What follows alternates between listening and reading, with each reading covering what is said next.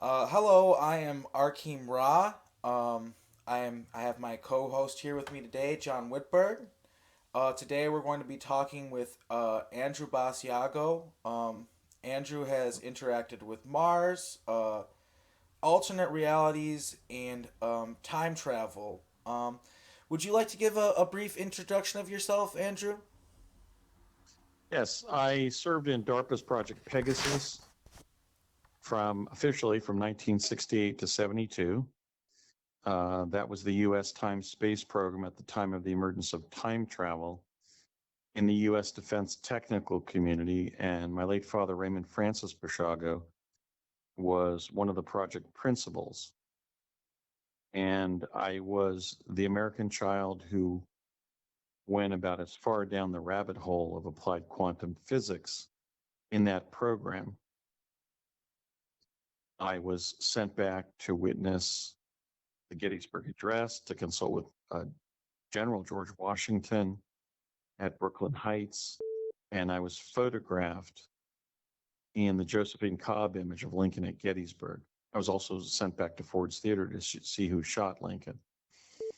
And I've been discussing my experiences in Project Pegasus, beginning at a public talk I gave in Portland, Oregon, across from the mighty Columbia River, where I was then practicing law as a member of the Washington State Bar Association, and practicing in Vancouver. Uh, Now, as a result of serving in Project Pegasus, I was prospected for Project Mars, which began in 1980. And I've described both programs probably in about 500 radio interviews in 15 countries and about 10 or 11 major TV shows. But it's been rather easy to do because I've been telling the truth about my experiences. You know, Mark Twain said, always tell the truth. Therefore, you won't have to remember anything. And that's certainly a truism. So I believe in that life is experience and what we learn from it. And therefore, it's really important that we share with others what our experience is and what the performance of others is, not what's told, said about them or what have you. So those are basically the two classified defense projects that I was in, and I originally came forward in 2004 because in June of 2003 in in Santa Fe, New Mexico. Well, actually, I met with a number of people who had been in Project Pegasus in Santa Fe, but then they put me into a meeting with a representative of the executive office of President George W. Bush. And I don't have that person's name, but he basically said, Andy, I know everything about you, so you don't have to introduce yourself. When we met at the Wolf Creek, Wolf Creek Pass Ski Lodge in Southwest Colorado. But he said, if you don't stop investigating, writing about, or talking about your exposure to these time travel devices, we, the Bush White House, cannot guarantee your survival. And that actually caused me to go on a tear of public talks. I've lectured all over the Western Hemisphere on my project experiences, initially to protect myself from the office of president, and literally a president I had met back when I was on Project Pegasus. So that's essentially the story, and we can go into details if you'd like. Of course. So you want public basically to hide in the spotlight, as they say, to protect yourself? Yeah, I was applying what I called the reverse Danny Casolaro principle. I think Danny would still be alive if he had shared his information about, I think it was about the octopus, the Contra resupply network and the sort of the conspiratorial group that sustained it. But instead, he hid the sense of information that he had, and that gave somebody a motive to kill him. And I haven't avoided assassination. I mean, I have avoided assassination using this approach, but I did lose my vision several years ago, and under circumstances that may indicate they tried to take out my vision in retaliation. So I'm legally blind today, even though I was very well sighted when I started this almost 20 years ago. So, they've targeted you in certain ways, but they haven't erased you, fortunately. No, it's very doubtful actually what's happened because the technologies I was exposed to in both programs were new, dangerous, and experimental. Also, in 2003, I was told by Carl Jack Pruitt, who was one of the team leaders on Project Pegasus, he was the research director for Project Montauk, that all of the children who had been in Project Pegasus were developing a disease that mimicked diabetes as a result of the metabolic damage from the Tesla teleporter, which was one of the primary time travel devices I was exposed to in Project Pegasus. The complication is that when I ran for president in 2016, there were incidents that seemed to indicate that somebody had directed a direct energy device at me. One was in Charlotte, North Carolina, when I was running. One was on the streets of Vancouver, Washington, after I returned to Washington State to resume my law practice. So it's really anybody's guess whether my vision loss was from the net, longitudinal effects of what I had been exposed to in childhood and young adulthood, for which there was no baseline medically and for which there was no medical monitoring by the Defense Department. Or after I revealed what I had been involved in, whether it was sort of a collateral attack on me where they wouldn't have to end my life, but they would complicate my life with vision loss, which they've done unsuccessfully. Because fortunately, my beloved fiance and my very best friends have done a great job in sort of filling the gap and helping me monitor the internet and do other things I can't do now, drive and so forth. So I don't really know what the vision loss was from. But even when I talked with the allopathic doctors at my HMO back in 2004, when I was diagnosed as having diabetes, which of course does damage the eyes and the kidneys, which are my two problems, I could not succeed at convincing allopathic doctors in this country that I had already been briefed by the Defense Department regarding the longitudinal damage of what they had exposed me to. Jack Pruitt was on the very program that I was on. He's a real guy. I first met him like 1970, and I last met him in 2003. Is he involved with the Air Force, Jack Pruitt? Jack Pruitt was Navy. He was born in, I believe, in 1938.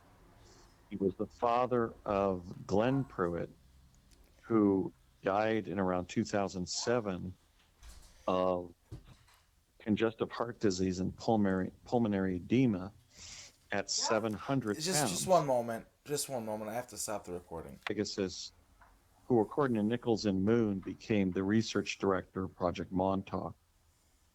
I find that claim very credible because I knew Jack Pruitt. My late father knew him.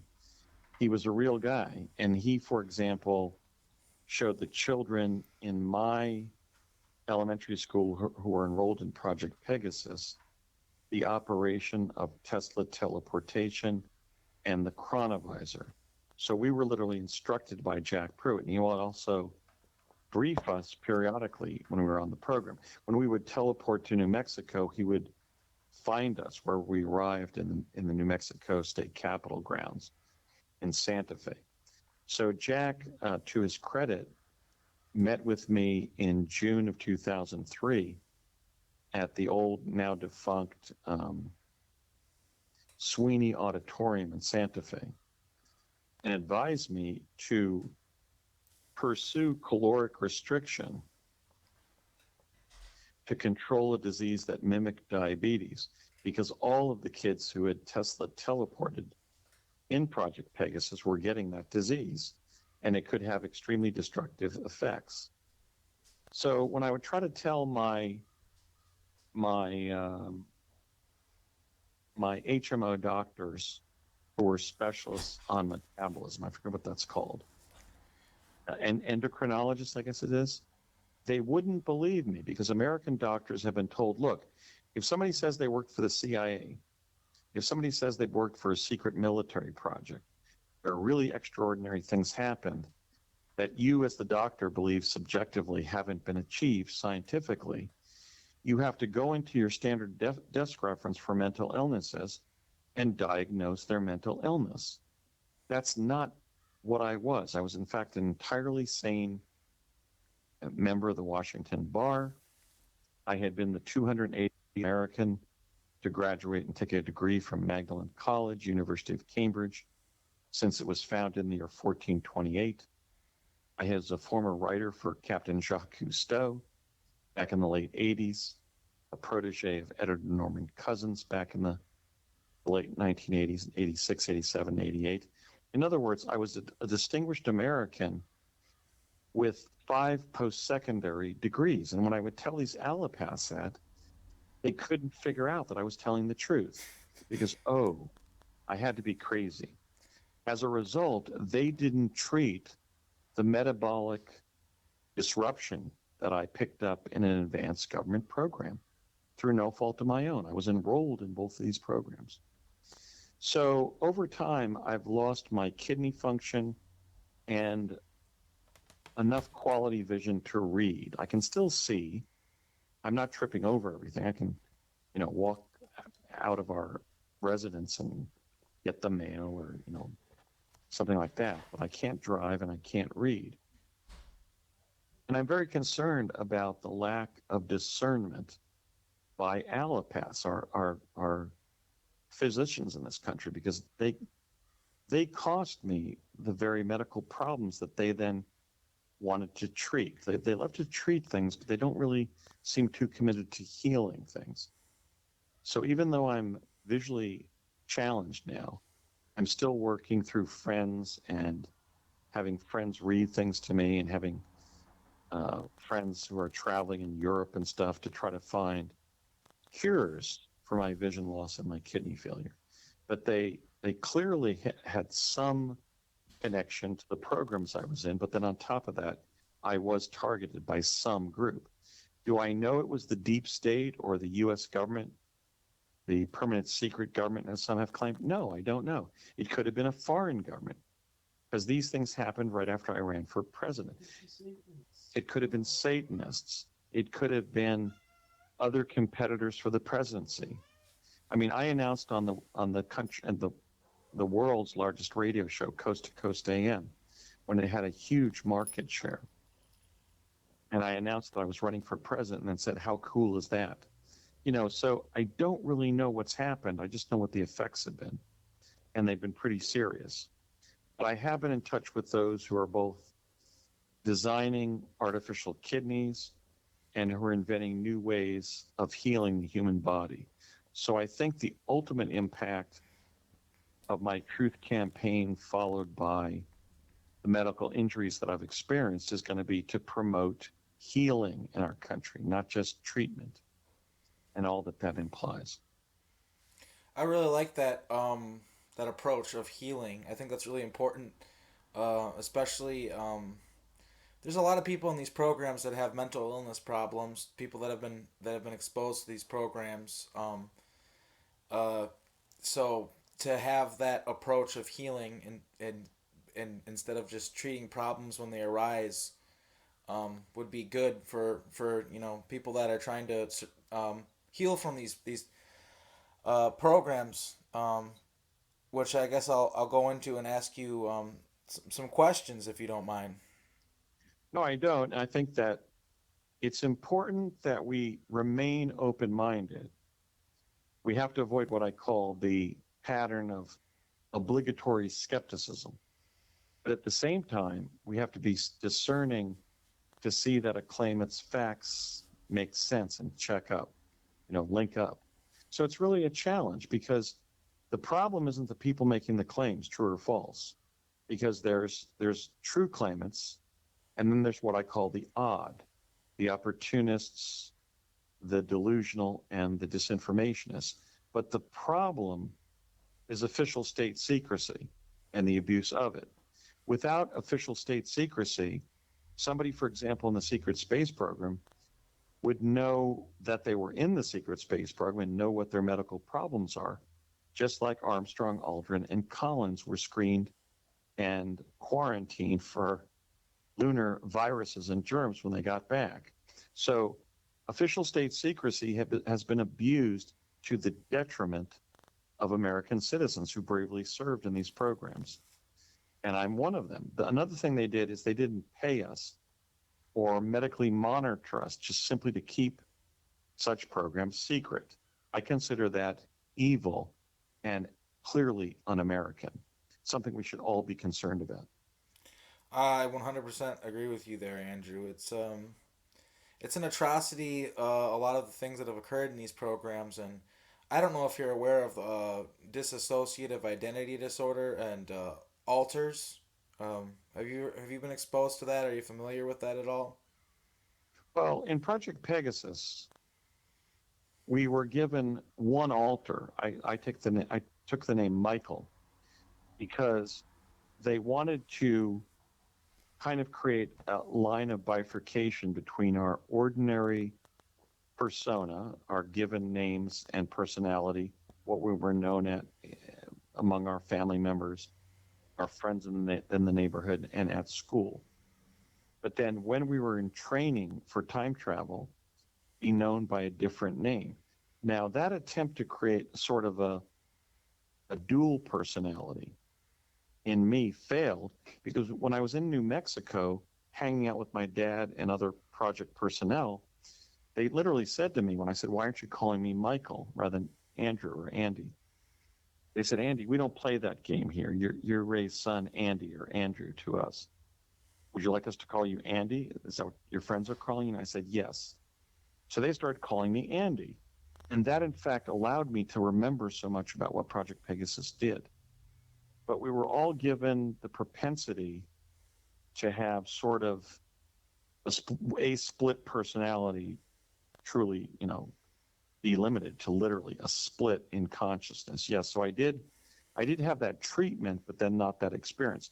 In Mars, we were known by our true names, and there wasn't any attempt to give us DID or MPD, as it's called. So there's no fracturing of the mind. We were all in college. We had certain traits that they liked, and they trusted us with being ourselves, so to speak. But they did threaten us not to reveal anything about the program. Can you reveal, just for maybe people that aren't familiar with you, what your interactions with Mars were like, what they entailed, how that began? Right. I was trained in 1980 with about 20 other young people. We weren't kids. We were in our late teens and early 20s. I was 18 in 1980, August and September of 1980. We were trained at College of the Siskiyous, a California community college in Weed, California. I was trained with individuals who would ultimately come forward, like William Brett Stillings and Bernard Mendez, but individuals who would come forward not at all, like Regina Dugan, or who would come forward on sort of a public limited hangout, like Barry Soetoro, who would actually become president of the United States under the name Barack Obama.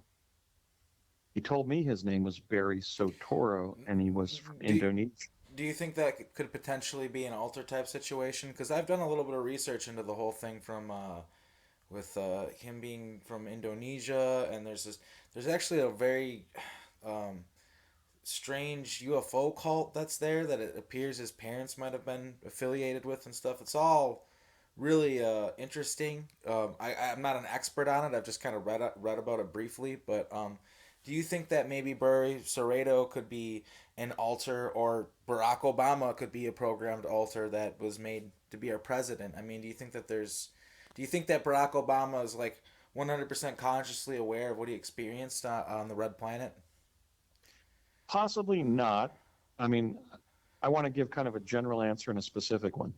Generally, I think the psychohistory of Barry Soetoro using the fallacious name, the invented name of Barack Obama, which was actually the name of a fellow student at the University of Hawaii at Manoa to Stanley Ann Dunham, his alleged mother. And the original Barack Obama was that person's father. There was evidence that he didn't know how he was Barack Obama, because when I knew him from 1980 to 82, we knew him as Barry, and he told me his name was Barry Soetoro. But let me give the generalization first. The general answer to your question is, I don't think the psychohistory of Barry Soetoro / Barack Obama has yet been written. I think it may yield evidence even regarding the nature of his marriage and the identity of his life partner, Michelle. Now, the thing I would say specifically is when Bernard Mendez and I contacted President Obama through an intermediary, when Michael Relf, Arthur Neumann, myself, Brett Stillings, and Bernie had come forward. Bernie had more extensive contact with the U.S. government than any of us. And he claimed that he had gotten through to President Obama through an intermediary. It may have been Tommy Vitor, the press secretary for his National Security Council. But whoever it was, Bernie had no reason to lie over that. Because when we first came forward, President Obama lied about us and said the only contact he'd had with Mars was watching Marvin of the Martians on Saturday morning cartoons with his 2 young daughters. But then secretly to Bernie Mendez, with Bernie sharing his information with me, President Obama said, I can't come forward now. It's too sensitive because I'm president. And we said, we knew that. But we also knew that if we didn't reveal your involvement, people were saying we were either lying or covering for you. So we had to come forward, despite the fact that claiming that the current sitting president would harm our apparent truth value. People would say, oh, this can't be true, right?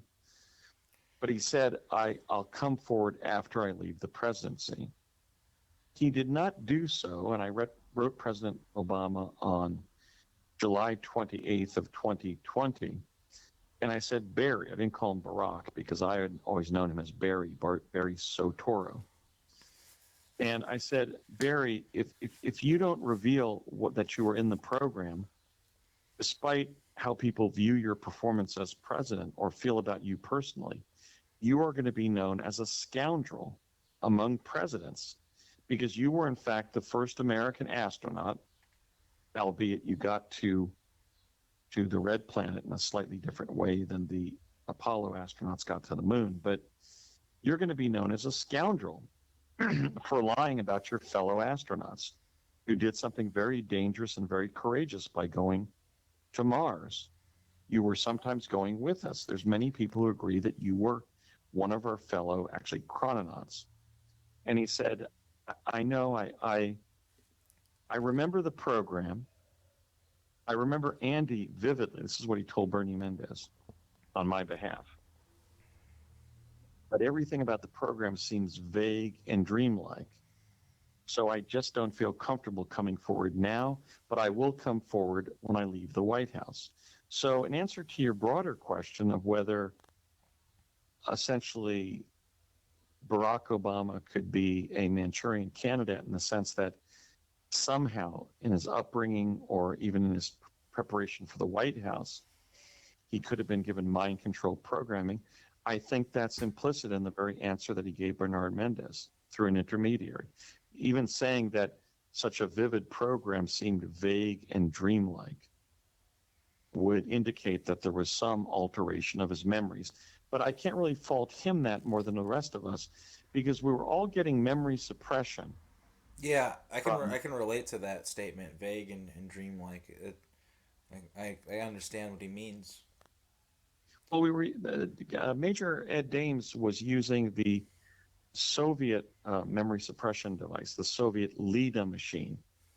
It was kind of like a helmet that they would put on your head for a half hour. And it would create these jarring, bizarre sound tones and video images in your field of vision. And so if the treatment that we got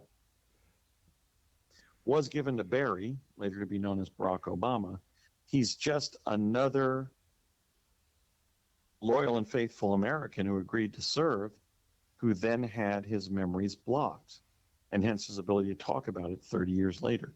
So I don't really fault him as a liar, but I was kind of making that point in my letter to him back in 2020. I was sort of saying, look, you were probably in the top 5 among the 2,000 or so young people I met during my 5 college years, 1979 to 84. And I don't think that's fair to you. I think you should come forward and, let's say, do an interview with like Steve Croft of 60 Minutes, and just as he did like about Project Echelon, and talk about Project Mars, because Barry, if you don't, you're going to be known as a scoundrel in history. And what were you? I mean, you were the first black man to reach the U.S. presidency, and you were from the cohort 1961 that was the largest in the history of the country then and now. And the following the second largest, which was the birth year 1960. So you've done something amazing with your life. You were in the largest cohort of young Americans born in 1961, and you were the first person to be a black man who reached the White House, to have reached the White House among those who were born in the 1960s, and we haven't even had a president born in the 1950s yet. And you did it, man, and you're a remarkable person just on that basis. So don't damage your historical reputation by feeling you have to keep Project Mars, whatever it was, secret, because there's still major discrepancies that we're trying to explain. Like, for one thing, when I tell you about how we were getting there, you'll see, we were getting to Mars by going into an elevator at a Hughes building at 999 North Sepulveda in El Segundo, California.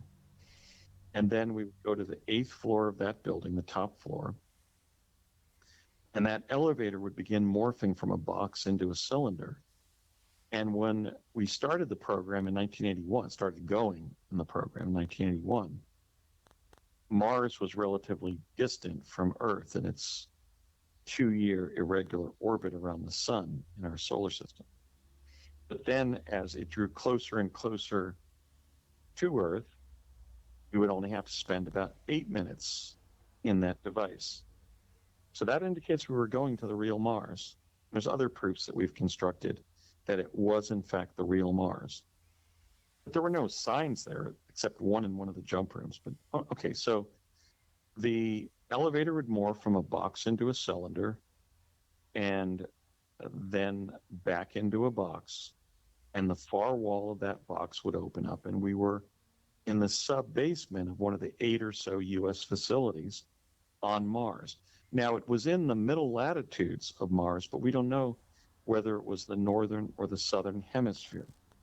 We certainly were not in the really hot part, the equatorial region, or the snowy part that's been shown in some photographs, ever. It's always the middle latitudes. And he knew it. He admitted he was in the program, and then he remembered me vividly. In fact, we had been friends and roommates for a short period of time in the program, and I had even asked him his name, and he said Barry Soetoro. And I said, oh, well, I have a very similar name. It's very similar to the cadence of your name. It's Andy Basiago. And I said, pleased to meet you, Barry. So that whole kind of Alex Jones-based claim, the claim of the birthers, that his name was Barry Soetoro, was almost true. It was Barry Soetoro, just as his current half-sister is Maya Soetoro. So he acknowledged it to Bernard Mendez and I, one of my fellow jumpers. Yet, we're still having major media describe the constitutional diligence that candidates for president, like President Trump and I, showed by being quote-unquote birthers about this benighted president. And it was all spun into sort of an anti-black policy, but it wasn't. It was an attempt to have a president who was fulfilling Article 2 of the U.S. Constitution, that to be elected and to serve as president, you have to be natural born. I know that Mr. Obama was not natural born, but because I'm a truther, not a birther. I've also told the truth of the Barack Obama I knew, which was that he was a nice guy and a smart guy. He was a guy who had a great sense of humor. He was a guy who had intelligent observations, who was anti-prejudice, things that I am. So as a same-aged peer, literally one of my college peers, somebody I even saw in different capacities around Los Angeles during those years, I just want fellow Americans to know that they elected a very nice guy. They may disagree with his policies, but that's politics. But I just want them to know that the person they elected was a very sound young person when I knew him. And his alleged birth mom, Stanley Ann Dunham, gave a brilliant lecture about cross-cultural communications, what we would need to have on Mars. And just like the education we got from Ed Dames, we later credited that lecture from Stanley and Dunham as showing us how to behave on Mars so we would save our lives there. So I have fond memories of Mr. Obama, as he's now known, and his birth mom, or his alleged birth mom. But I just want Americans to know that he was not a negative person. He was a very good young person that I knew. He was balanced, intelligent, fair, had a sense of humor. He just had good moorings as a person. But I do believe that to the extent that we were all subjected to memory suppression, that he clearly was as too. Because there have been some people who are quite bright, like Stanley Ann Dunham, who Obama appointed the first female and the 19th director historically of DARPA, the Defense Advanced Research Projects Agency, who would also go on to receive a PhD from Caltech, who has said absolutely nothing about our claims. And that's either because she's adhering to Project Secrecy, which we were all threatened to do, or because she just doesn't remember. It is a strange set of facts, but what did we have left but to tell the truth? And we have. That's all we have is the truth. And it's a difficult thing to grapple with, but that is all that we have, and we have to stick to that.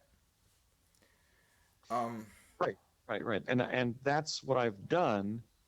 And even when, let's say, you have a lunatic making false assertions about you, the advent of the internet, the blogosphere, has created this climate where even heroes of our country are criticized about atrocities they didn't commit just because some lunatic has made such claims. So it's a very mixed profile right now in terms of our what I call the quest for the truth, which is the title of my podcast with Aaron Moriarty. There is a propensity to believe something just because it's stated. But I should remind people that false claims against others are highly suspect because they're not the experiencer. But true claims about oneself are often true because you know who you're talking about, you know what's happened. So just I think we should make more of a cardinal rule of that principle. Because when you do step forward, look, it's not just lunatics and delusionals who will make false claims about you for whatever reason. It is the deep state that will pay disinformationists to make false claims about you. In fact, there was just that story on, I think, on Fox, which revealed that George Soros and Bill Gates are literally funding like a disinformational sciences institute for the U.S. government. We're talking about a fully funded disinformation agency of the U.S. government. Well, when you're told you could potentially get a lethal virus, and you're encouraged to take an experimental approach to that disease, do you really want to be informed by a government disinformation agency of your own government? But that is, in fact, how my claims about Project Pegasus, Project Mars have been treated by official state secrecy compounded by official state disinformation. what do you think of people who have said that that basically the jump rooms actually were taking people to a holodeck, and they're being tricked into believing that they went to Mars. I mean, obviously that's ridiculous, right? But I'm just kind of Well, curious as your opinion on that. well, see, true history has fallen apart. In fact, I and Bernard Mendez introduced that speculation. It was known as the holodeck you're referring to was known as a synthetic quantum environment. We were being real about the fact that, you drive through, on the 118 or 210 freeway through Pasadena, California, and it says, "Welcome to Pasadena," right? You drive across the George Washington Bridge in New York City, where one of the jump rooms was, and it says, George Washington Bridge, next exit or whatever. But we were in another place. We were not on another planet, and there were no signs. So the assertion that it was Mars was based on the truth value of those training us, of those fellow Americans commissioning us with the task to go there. And they threatened our lives to remain secret, to go against the constitutional mandate of NARA when NASA was founded as NARA in 1958. And that was to expand human knowledge of space and the near Earth environment.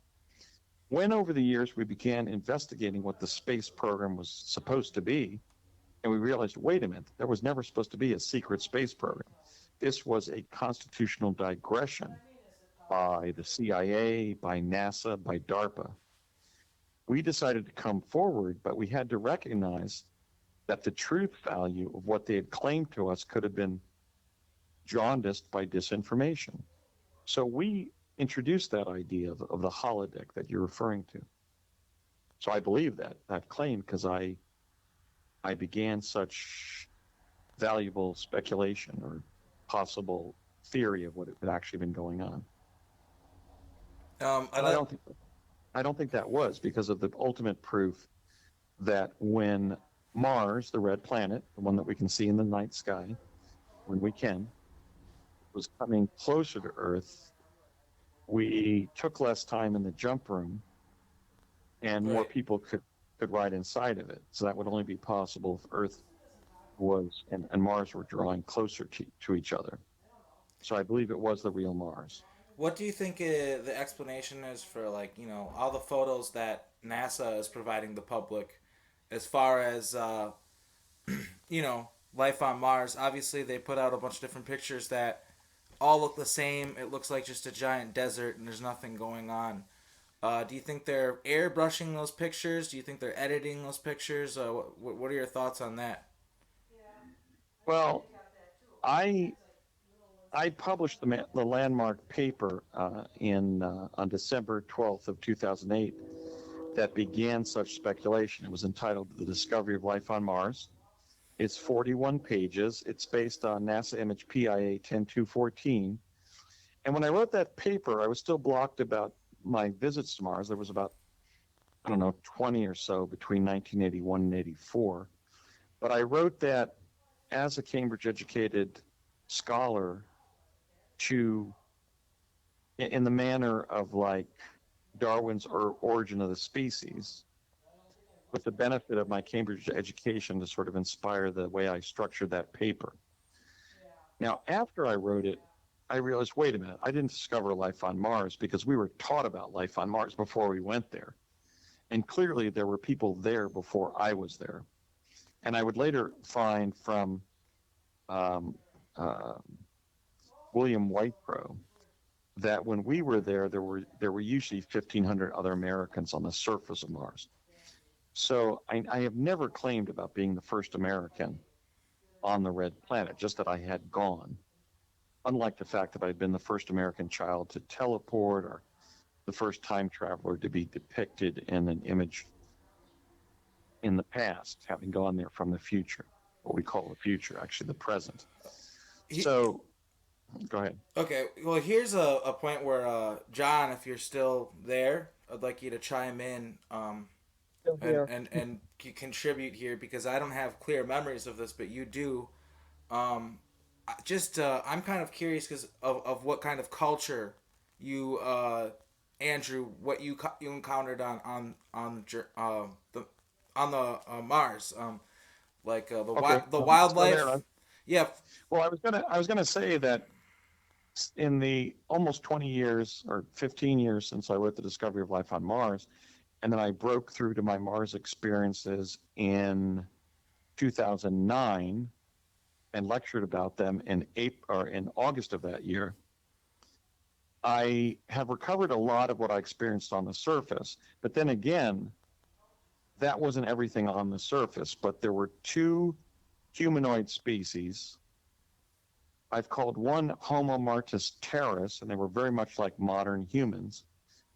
We were lectured about the fact that those were the Martian version of us that were cut off by the solar system catastrophe of 9500 BC, which means a genetic cutoff from Earthlings of 11,500 years. In other words, we haven't bred with that type of Martian for almost 12,000 years. The other type were different. They looked sort of like Marty Feldman, the actor. They were smaller, spindlier. The men sometimes had antennae. They had long fingers, and I've called those Homo martis martis. They were the original Martians. Now, there were very small, like 1 inch to 1/4 inch humanoids that we call Homo martis de minimis.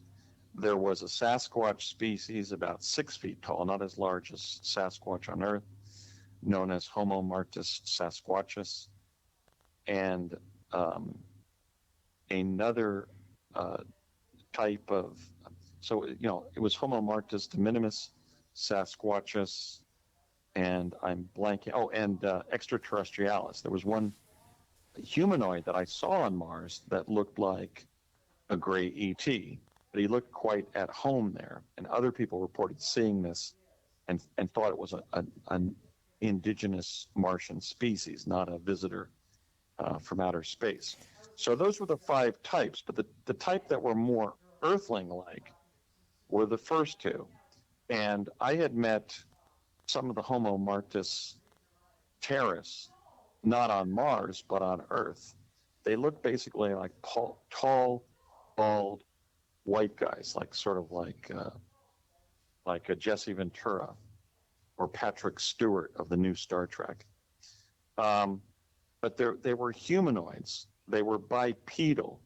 A lot of the later claims in the literature of the Secret Space Program involved animals, and the humanoids that were Earthling-like were bipedal. The predators were more than bipedal. One was a quadruped. The inevitably lethal predators that killed several of my fellow chrononauts right in front of me looked sort of like dinosaurs, Raptors. like velociraptors Yes. with T-Rex heads. Yep. The other inevitably lethal predators looked like insectivoids with like 10 or 12 legs and saber-toothed tiger-like incisor teeth that could shred somebody. So that was the one that Brett Stillings and I ran away from for about a mile, and we're about as exhausted as we'd ever gotten because of the low oxygen on Mars. So I saw the first type of predator kill 2 of my fellow adventurers there from Earth, from America, and Stillings and I ran away from that other type. But there were bipedal humanoids who were not unfriendly to us. In fact, the Homo martis martis took Courtney Hunt of the CIA and I into his underground lair. And the other type came to an air base in New Jersey that my father took me to in the early 70s. So the literature of the Secret Space Program has been very mixed, very variegated, with the confusion of the humanoids on Mars from the predators. And that's a major red flag if it occurs. Yeah, another thing that I find fascinating and a little bit confusing is the German question, which is you don't recall interacting with Germans at all. No, we weren't. I wasn't trained in it. Those I was trained with, like Stillings that have come forward, like Stillings and Mendez, could not confirm it. On the surface, I encountered both British and Soviet Russian uh, chrononauts or astronauts investigating the red planet for their nations, not for us. We weren't working with them. No, my theory on this is that the Germans were well established on Mars before you guys even got there. So that might be why you didn't interact with them. But I can't say that. John, what are your thoughts on that? That's correct. And they were, as far as my recollections of them, an extremely insular community. I was on Mars actually as a citizen of the German breakaway, and I don't recall ever encountering Americans. So there was a segregation of sorts. Well, I think to get to the truth, we have to be open-minded and compare what other people have experienced. Because I'm quite, upfront about the fact that even though Mars is 40% the size of Earth, I was not over the whole planet. I was only in the middle latitudes. And there I saw a German presence. What if there was a US, British, and Russian agreement to completely occupy the middle latitudes if there was like a remnant of the Nazi German regime in other locations on that planet? It's entirely possible. Um, Yes, the German area that I recall, there were two of them that I've been able to recall. One of them was several miles beneath Olympus Mons, which is fairly far north, I think. And the other was in the Valles Marineris region, where there's a river that flows through that area, and they call it Neue Rheinland, the New Rhine. Um, Hmm. and I don't recall even being allowed, much less actually doing so, wandering outside of German territory. So there, yeah, it's entirely possible that people could live there and just not know about other communities. Yeah, I think that That's definitely. possible. That's possible. And I do not want to be a Phil class of Mars. In fact, my original goal was to bring forward as many fellow experiencers as possible, and it remains my goal. So don't take my comments as skepticism, or what I call, the the pattern of obligatory skepticism in our common culture. Take it as my account and what might explain it. Yeah, Yeah. we always thought that way. We actually just figured that there is an explanation, and that's why it would be good to just talk about it because yeah, there's an explanation for everything. So, and I think that does kind of sum it up. It's like I don't think the Germans like interacting with others very much on Mars. Well, let me add this regarding that comment that there was little German interaction with others. When we crossed paths with that Soviet Russian team, and they had these sort of elite neoprene wetsuit like uniforms that were red with a yellow hammer and sickle up on the left breast pocket area. First of all, they were all male. To me, as in my early 20s, they looked like they were all in their early 30s. In fact, one of them, the one, were like 12 of them walking, like diagonally across our path. The one on the end looked like Putin. I don't know if it was, but it certainly looked like him. And that may be a clue. Another clue is that Bernie Mendez, who was the commanding officer of everybody in my group, who was walking toward that Soviet Russian column of explorers, literally urged us to not say anything to them.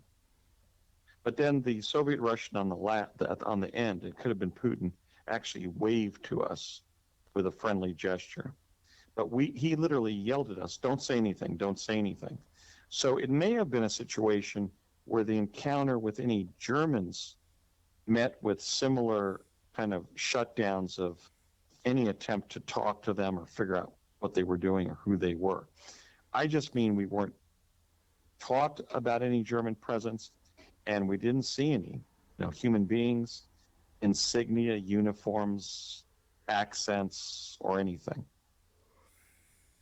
But I've talked to a number of claimants of what I call Germania, including Penny Bradley. So I still recognize it's a vital issue. What I've been able to learn is that apparently the claim of a German presence on Antarctica and Mars began with Clark McClellan. Now, we know Clark served at NASA under Werner von Braun, and Clark was reporting that von Braun and other Germans at NASA were doing the Nazi salute to each other, even though they were then working for the United States.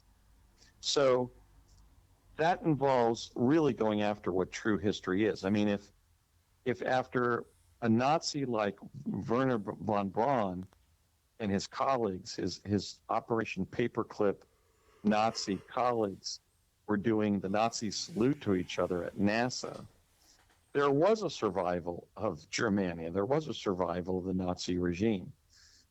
So I remain open-minded all the way around. Okay, yeah, that definitely makes sense. As far as Montauk, which I was involved with, they brought Project Paperclip. Project Paperclip was a CIA. I'm sure you know what it is. That they brought Nazi scientists over here to the United States, and a lot of the scientists there were Project Paperclip scientists. And there is this very pervasive, strange German presence in America. If you look at a lot of the heads of giant corporations and stuff like that, they're German. That's a whole nother subject, but it is something to look at for sure. Well, yeah, but one thing we have to do is kind of use ANOVA, analysis of variance when stuff comes up like this. That came up in the work of David Paulides, the missing 411 writer of such brilliance. I wrote to David because German is actually the most common American surname. It's like 22%. I mean, my mother's father was a German American. Their original name was von Nitz, N-I-T-Z. They were the ducal family from Nitz in northwest Germany after the 30 Years' War. So when David Paulides was saying, I found this incredible German connection, all the missing persons, I just wrote him because I love his work and I'm sort of addicted to it. I just find it fascinating. I was listening to his interviews all the time. Unfortunately, I lost my vision before I could read his... That's a fascinating piece of the puzzle because I recognize some of the kids from Montauk, from the Missing 411. He has like a TV show. I've said it in interviews that I recognize some of those kids and that they're at Montauk and they got lost in the time tunnels. That's where they went. So that's like an insane... Thank you for bringing that up. That is such an important piece of the puzzle. No, but see, David thought I was attacking his work, and I was saying, no, David, if you make any claim of a pattern involving Americans, like how many bowlers there are, dentists, whatever, winners of the lottery, you're going to find a German bias because German is the most common. Oh, okay. I see what you're saying, but that is still a thing that a lot of the kids that went missing. There's missing persons that they disappeared at Montauk. They're taken to Montauk and they didn't have the luxury of being placed back like some of us were.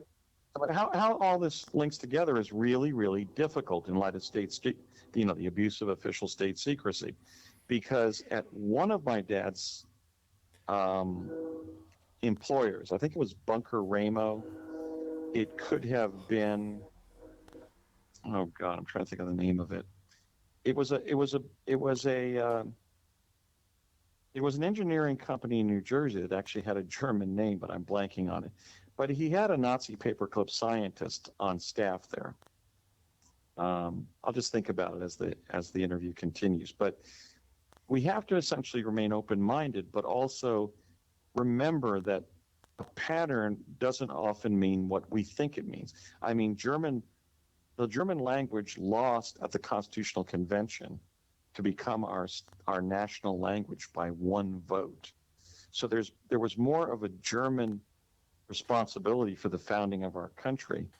But then it was really screwed up by Operation Paperclip and the entry into the U.S. intelligence community of the German intelligence service, the German DVD, that Michael Shrimpton and Peter Paget of British intelligence gave those remarkable interviews to Carrie Cassidy of Project Camelot.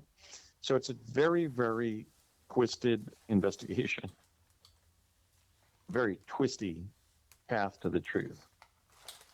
Yeah, it's a lot of twists and turns for sure. I guess we could get we've covered a lot of Mars and that kind of stuff. Let's move on to the Montauk chair.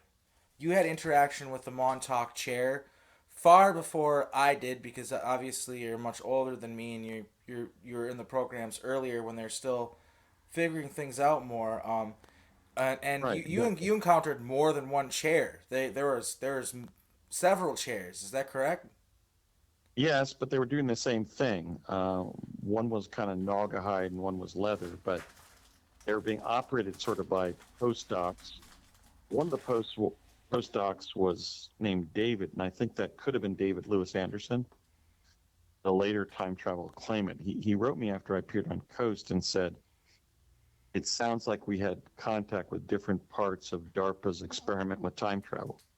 So I consider David Lewis Anderson a voracious claimant regarding his time travel experiences. But what it was, we were told, first of all, it was never called the Montauk chair. It was called the chair. And the person, yeah, and this is how we can link up historical events. The member of Project Pegasus, the team member, who introduced us to the chair, was Jack Pruitt. Well, Nichols and Moon identify him as the research director of Project Montauk when it was founded as Project Montauk in the early 80s. But I was put in the Montauk chair by Jack Pruitt and David, whoever he was, years earlier, like in the late 60s, early 70s, a good 12 years earlier. It was just called the chair. And what it did is it started vibrating, and you rose off the chair, and you felt you were going feet first, like a sluice ride. And you'd go across this black plain, and then you'd see elements of the future ahead of you, and then you would slam into a moment in your own subjective future. We were told that that was one of the devices on Project Pegasus out of 8 or 9 that had been reverse engineered from an ET craft. What it was the pilot seat aboard a particular UFO that gave the ETs knowledge of what was in space so they wouldn't crash into it. And then we realized if we used psychic children, we could get glimpses of their personal futures.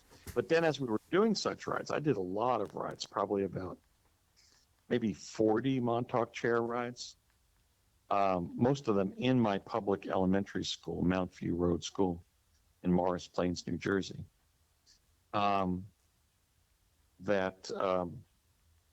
When I was on the project, they found that the moments in our subjective future, just like any moment in our present, is really a tripartite outcome. And so they realized the Montauk chair was of slightly dubious value. So, for example, if you want to take a certain girl to the high school prom, she'll either say yes, or you'll have to go to the prom with another person invited, or you just won't go to your prom. If you want to go to a certain college, you'll either get into your college of first choice, or your alternate choice, or you'll do something else rather than go to college. All choices, all moments, in particular moments in time space during our lives, and hence in our futures, are tripartite in outcome. If you walk in the hallway in your office building at work, you go into the hallway and there's a left or a right, or you don't go into the hallway, right? So The Montauk chair was somewhat beneficial. Like they would ask us, okay, Andy, what did you see? And I'd say I was watching television. And they would say, who was on television? And I said, the President of the United States. And they'd say, what is the name of the President of the United States when you saw him giving a talk on television? And I would say, Barack Obama. And they would say, Barack Obama? Is that what you said? And I'd say, yes. And they'd say, well, that was rather unusual, wasn't it? And I'd say, yeah. So they were grappling with what the collateral information they would yield of our subjective futures, not so much our personal, but the group's collective future via the Montauk chair. That's much different than me or John's experiences with the chair. We were they would have a kid sitting in the chair, and then they would focus on a mirror in the room to create a portal, and then people would walk through the portal to the place of the whatever the portal was that they opened. And that was a modal of time travel. That was a way that, and it was time and space. We could go to other planets as well. We didn't necessarily have to go just places on Earth. Well, that's fascinating because when I was placed in the Montauk chair as a freshman in 1979-80 at UC San Diego in La Jolla, California, University of California at San Diego, which is a very math science type of school. That's why I left it, as well as the fact that Project Mars was headed for El Segundo, so I had to transfer to UCLA. The Montauk chair that I was working with that year, almost 10 years after I had stopped using it in Pegasus, was a more sophisticated device where what we were seeing was being externalized outside our brain, and it was like a mirror that I was looking at. Maybe what you were then exposed to even later was an extrapolation of that device, that second Montauk chair that I was exposed to. Yeah, it seems like they just kind of slowly upgrade the process until it gets more and more refined and safer. And they told us that, but they told us that, if we told other people that we were time traveling through these devices, they would think either that we were lying or we were crazy, or they would be envious that they weren't involved. So I don't discount what you're saying at all because it comes so close to the second Montauk chair that I was exposed to as a college student. Um, have you ever been exposed to in the programs? I'm just kind of curious because this is obviously, like I said earlier, much a lot time before a long time before I was involved with any of this stuff. But did you ever see any things that struck you as odd when it came to like the children that were being used in these programs, or did you ever just kind of notice anything out of place with that? Because essentially, with what they moved on to after they figured things out is they started taking children and taking them out of public school or what have you, and programming them and putting them in these programs like Montauk or what have you, and they have a method where they can put you in a clone body, and kind of leave your body on ice or whatever so that your body doesn't age, and they can use you over and over again for stuff. And I'm just kind of curious as like, I know that's all very wild and fascinating and hard to believe for some people, but I'm just kind of curious, like, if you encountered any of that, like if you ever walked into a room or saw people like bodies floating in the tanks or anything like that. Like, have you ever encountered anything that had to do with clones and the fracturing of the alters to be programmed to do certain things in the clones? I know you talked a little bit about that as far as just a split, like two consciousness, like two different personalities, but Two names. Yeah, we had to take an alternate name when I was in Pegasus. I was known as Michael. yeah.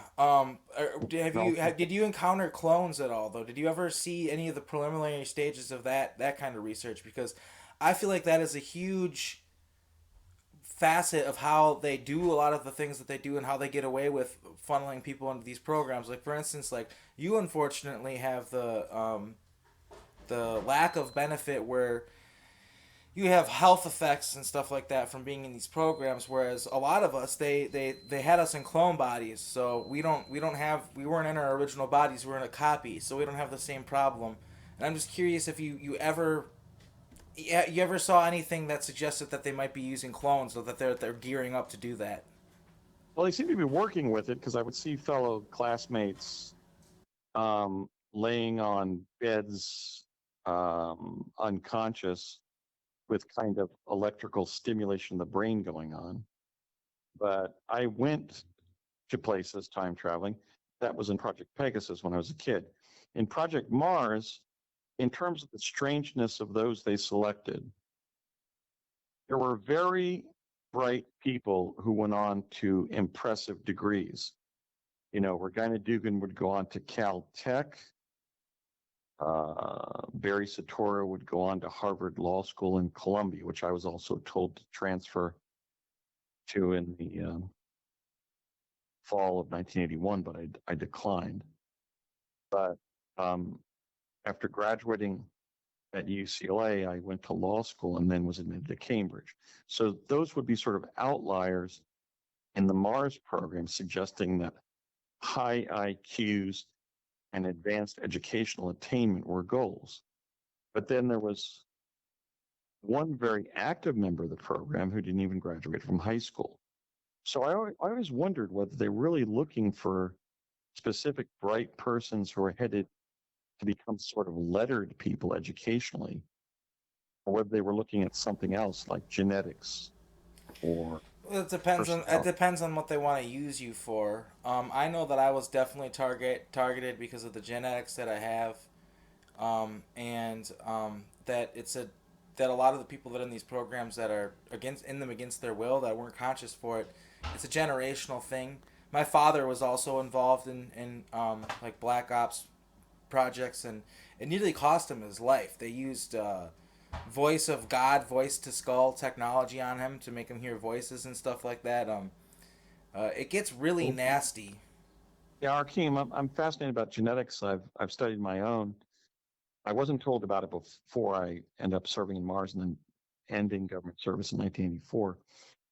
Uh, but what have you learned about your genetics? Because that was one of the sort of unexplored areas of my interest going way back on this, because I was convinced there was a genetic component. Well, the thing that I've learned is that I unfortunately don't have like in detail my genetic tree, but I actually tried to send it in, and there's some sort of confusion, and I have to try again or something like that. But essentially, what I found is that most of the people that are taken for these programs, and Penny Bradley talks about this in depth as well, are they have some sort of royal family genetics in their past. So they're descendant from, royal European royalty, or sometimes even African royalty. And I think also there's it's not all just Aryan royalty. It's pretty much all over the map. But but I've just discovered that yeah, that they tend to take people that have royal family backgrounds, and Well, it might not be very immediate, but it might be kind of far back. But that is a pattern that we are seeing. well, that's goes into areas of my genes that I know or that I speculate, and also other people in the program.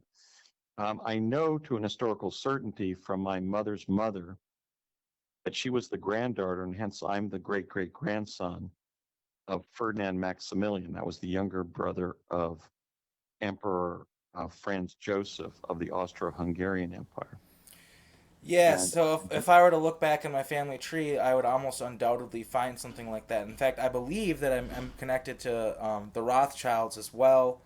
From memories that I have of Montauk, I believe that I have a connection to that family, but I haven't been able to do the DNA test to confirm it. And that's another thing that's very interesting about the genetics thing is it's kind of hard to wrap one's mind around, but we've been figuring out. I talked to a lot of different Montauk survivors. We have shared memories, and we've basically been figuring out that they're breeding super soldiers there.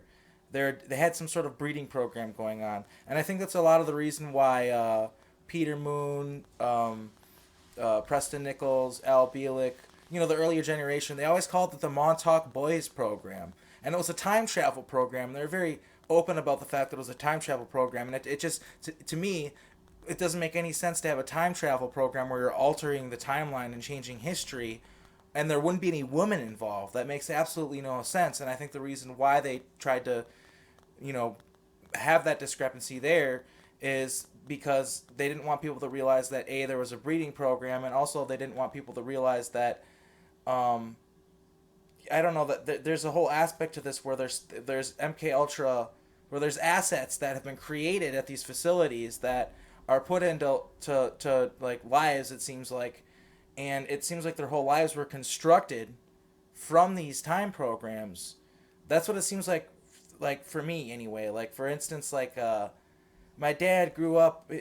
His last name's Wood, and he grew up on Vine Street, which was like perpendicular to Marion Wood Street. He ended up marrying a woman, and then Mary Wood Mary. It's like there's this programming going on to make him be with this person, and I've seen this depicted before in like television and stuff like that, where they'll change the timeline to make something happen over and over again in different timelines because they, if they want me to be a part of the Montauk in this reality, they need to make sure that I'm born at a certain time or whatever. So it seems to me like it goes very deep as far as the genetic aspect of it. I don't like. I'm not a fan of what's the word for it, eugenics. I think that it's a really dystopian kind of messed up thing, but that is what was occurring at Montauk, as they were doing eugenics experiments, and they were even creating strange monsters and stuff like that. And there's even evidence of that. People talk about. I'm sure you may have heard of the Montauk monster. It's a strange creature that washed up on Long Beach that no one has an explanation for.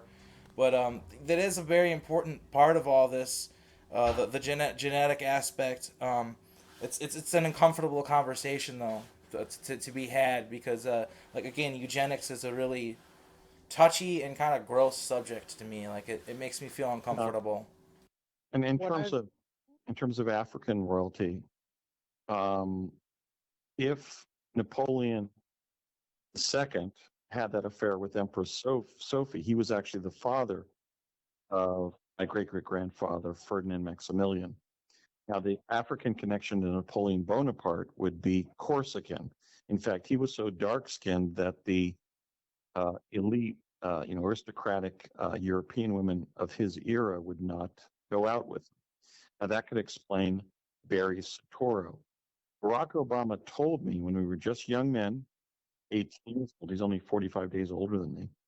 He was born on August 4th, and I was born on September 18th of 1961. That he was the son of Mohammed Subud Sumiwadi Hajojo, the sort of Javanese Indonesian founder of Subud in Indonesia. So that would explain the fact that a sort of a Javanese son of Subud, who was a black man, was sort of trained for the U.S. presidency. So yeah, there was possibly there was an elite aristocratic genetic origin for the selection of the children involved. In the case of the kids back in New Jersey that I served in Pegasus with, I found Italian and German royal lineage almost exclusively.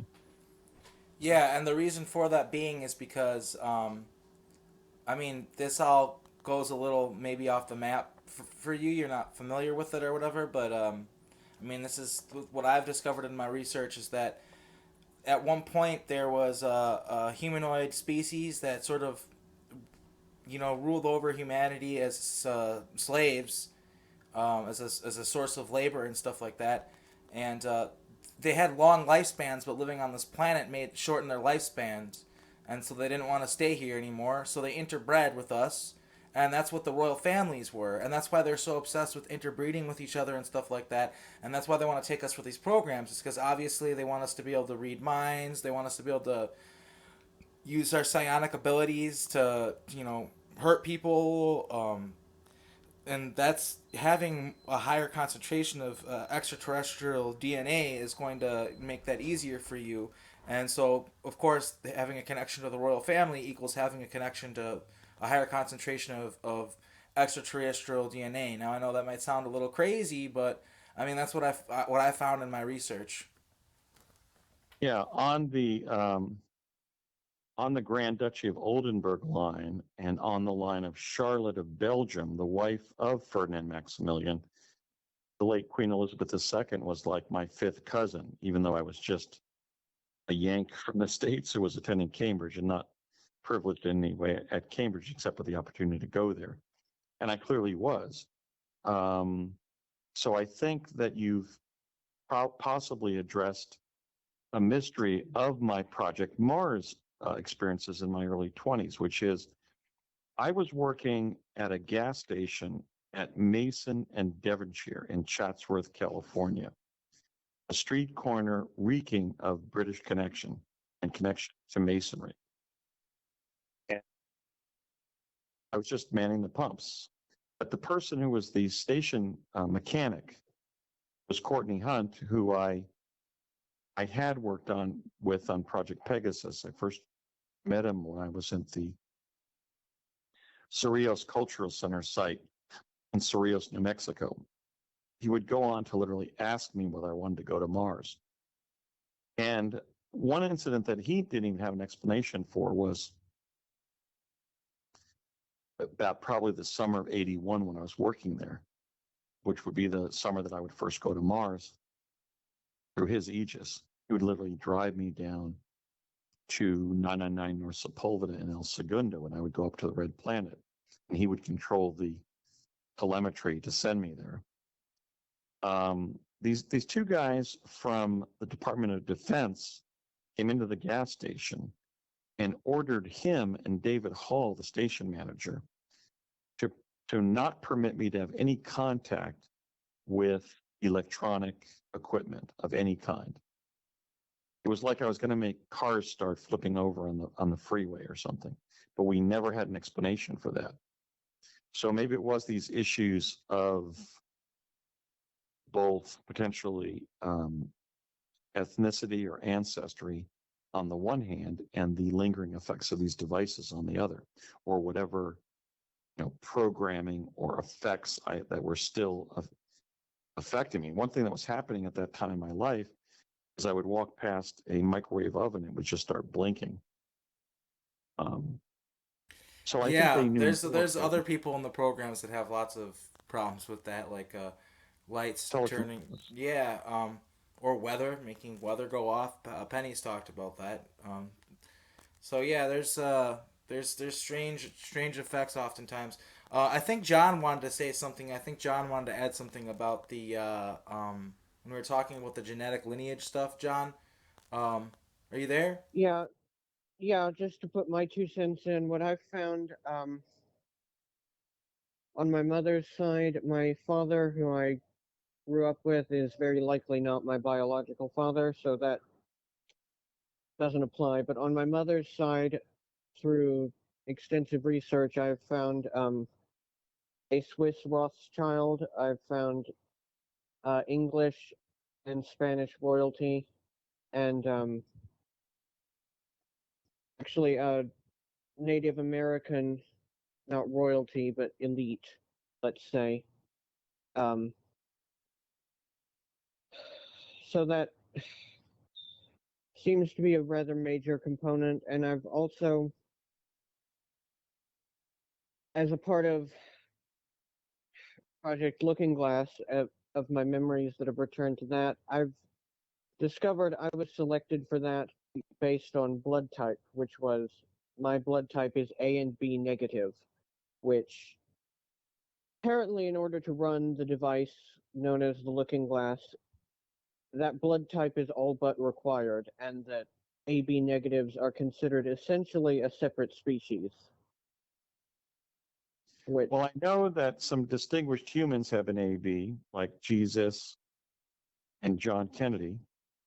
But I know to a personal certainty that the Looking Glass device that I was exposed to in Pegasus, which could have been a different device did not require a special blood type. I have B positive, and I was in the hologram generated by the chronovisor, as we call it, not really looking glass. We call it a chronovisor extensively in the program. And are you allowed to say where this was located? it was located wherever they put it. There was a chronovisor originally at the General Manufacturing Company, the map making plant of Esso, Standard Oil of New Jersey, in Convent Station, New Jersey. But then two kids came in on their Stingray bicycles and were a threat to operational security, to Project Secrecy. And it was moved to the Performing Arts Center under construction in Morristown, New Jersey. And there was also one at Curtis Wright, where the Tesla teleporter was located. The Tesla energetic array that we're using to jump to New Mexico. So what I'm saying is that I don't think the blood type connection is valid, because what it was doing was isolating part of the quantum hologram and bringing it into the laboratory. So the person standing inside the hologram was going towards that area in time space, and that area in time space was simultaneously being brought close to them. In other words, it wasn't a hematological effect. So if I can be helpful on that, to that extent, I'm happy to be of your service. Okay, well, thank you. It does sound rather different. This was located and is located at what is colloquially known as Area 51. And I was told, this was of course way before I got there, I was told it was retrieved from the pyramids of China, that it had been found there during the Japanese occupation of southeastern China, and that it took them around 30 years, or no, at the end of the war, when Japan came under American occupation, they were who got a hold of it. And it took them around 30 years after that to even figure out how to turn the thing on. And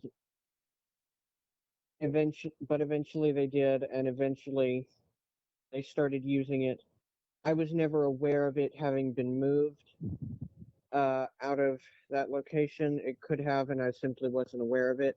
So there's possibilities, and of course there's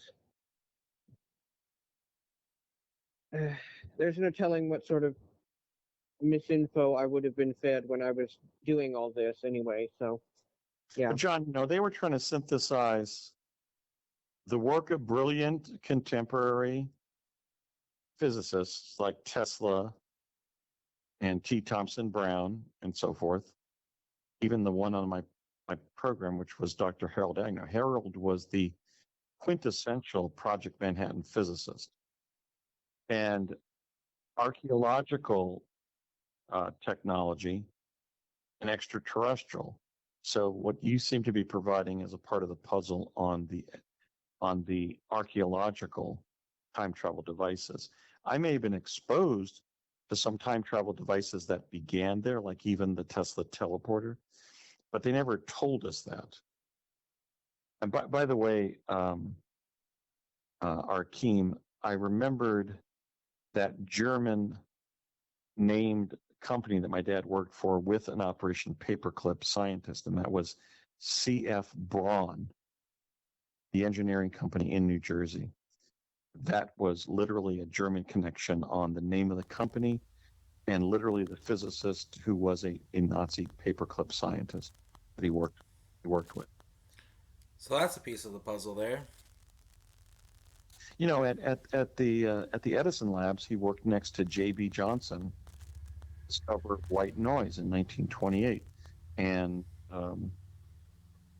the solid state physicist C. Foster Nix.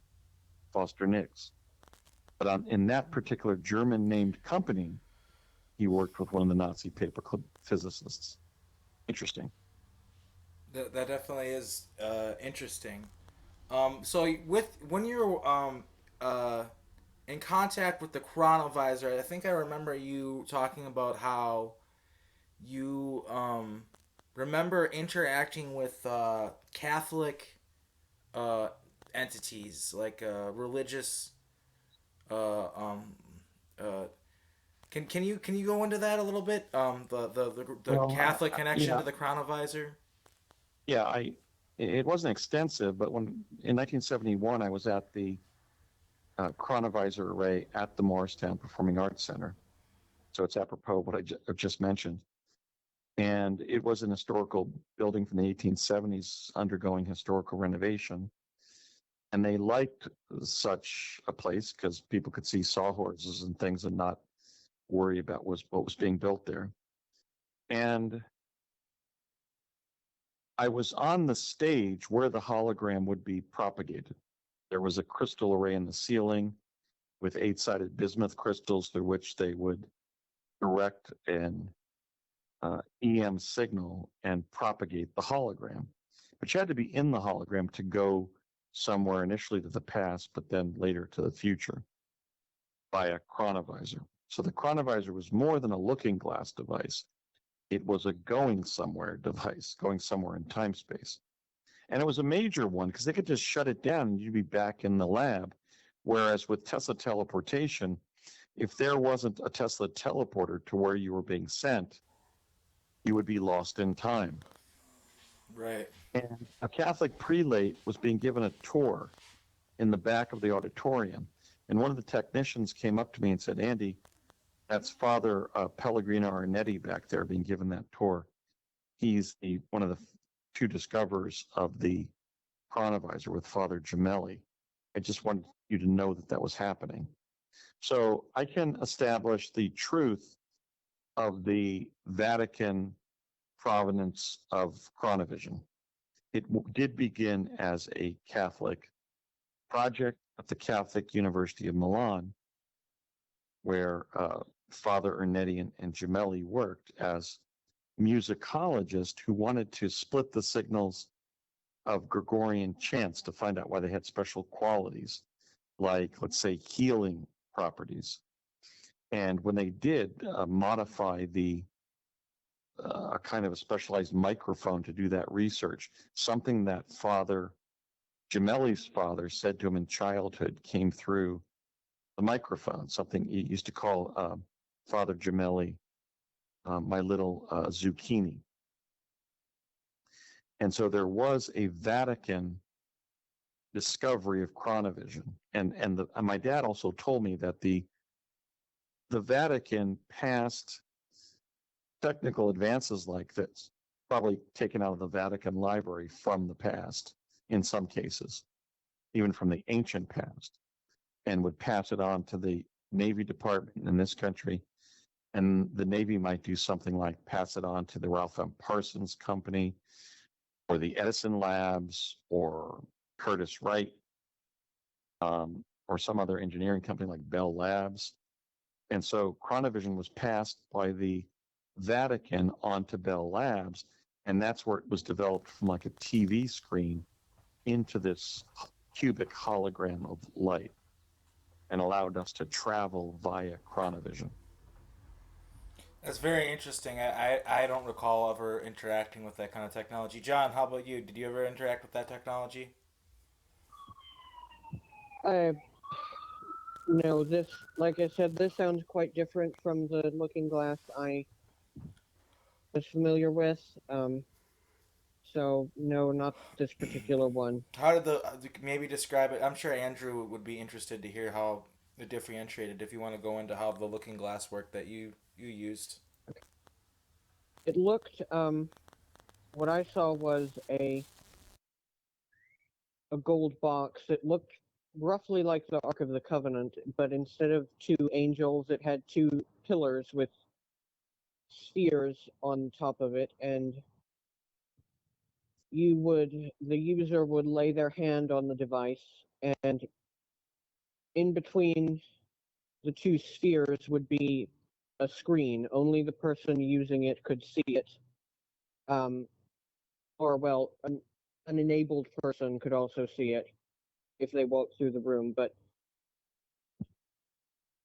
And he would look into that screen, and you could use it to look at basically anywhere in time or space in the universe. To go a place, we had to use a Stargate, which we also had one at Area 51. But that's how that device worked. And there was, I don't quite remember how exactly this was done, but there was a method of recording all of this on the computer. And there would be someone who would have to go through and comb through the data to find the most optimal timeline. And then we would send out a team to manipulate time to create that outcome. Is the very that's the most bare bones description of it I can give. Andrew, did you ever encounter anything like that where you or one of your fellow comrades was told to go back in time and change something? I think you might have brought that up. No, I found that we couldn't because when you go back to the past, you're in the original past event. So you can't change the past as it's known to the future. So, for example, when I went back and was depicted in the Josephine Cobb image of Lincoln at Gettysburg, and I'm depicted in a large, in a lot larger image of a human being than President Lincoln, and it's an honor to have done so, I must say. I was in the original past event that Lincoln was in. So when I came back to the present, It already had doing happened. so, It's like it already was predestination. It had already occurred. it not only happened, but we have evidence of that fact because it was published, it was discovered in 1951. It was certainly published in the National Geographic in 1963 when I was 2. So the image of me at age, what was that, age 10 or so, in the Josephine Cobb image, it was created before I was born. So what we're really discussing is the problem of retrocausation. But in terms of a device that was kind of co-creative in the way that John is describing, like code creatively developed, there was a trailer that came to our school where there'd be an image of an ET craft, a sort of a lenticular flying saucer type image on the screen. And it was like a TV screen. And we had to kind of fly the craft with our mind, but by putting our hands on these hand pommels.